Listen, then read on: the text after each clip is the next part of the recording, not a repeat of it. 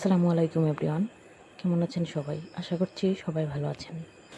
আজকে আমি রান্না করব পাঙ্গাস মাছের ডিম ও তেল দিয়ে ঝুরঝুরে আলু ভাজা।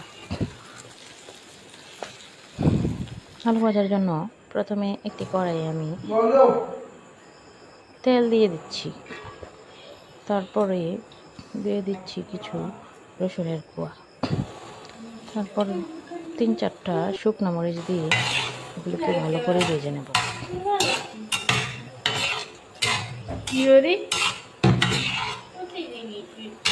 ব্রাউন কালার হয়ে গেলে না এগুলোর মধ্যে দিয়ে দেব তুই ফালাস না এটা পেঁয়াজ কুচি। অনেকটা পরিমাণ পেঁয়াজ কুচি দিয়েছি। পেঁয়াজগুলোকেও ভালোভাবে নেড়ে চেড়ে ভেজে নেব। তারপর পাঙাশ মাছের ডিম আর তেলটা দিয়ে দিচ্ছি।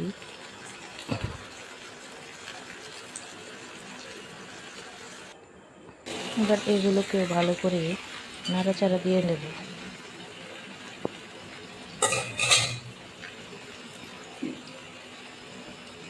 এবারে দিয়ে দিচ্ছি কিছু কাঁচামরিচ, তারপর লবণ দিয়ে কিছুক্ষণ রান্না করব। তারপর দিয়েছি শুকনো মরিচের গুঁড়া,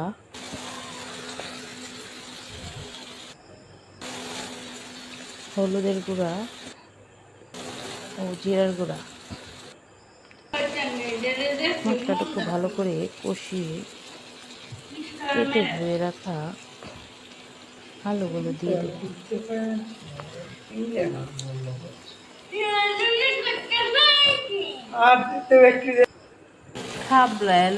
আলুগুলোকে নাড়াচাড়া দিয়ে মিডিয়াম আছে কিছুক্ষণ রান্না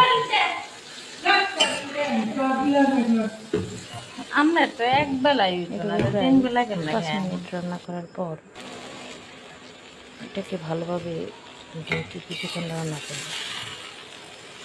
তারপর আবারও নেড়ে চেড়ে দিচ্ছি যেন নিচ দিয়ে লেগে না যায়।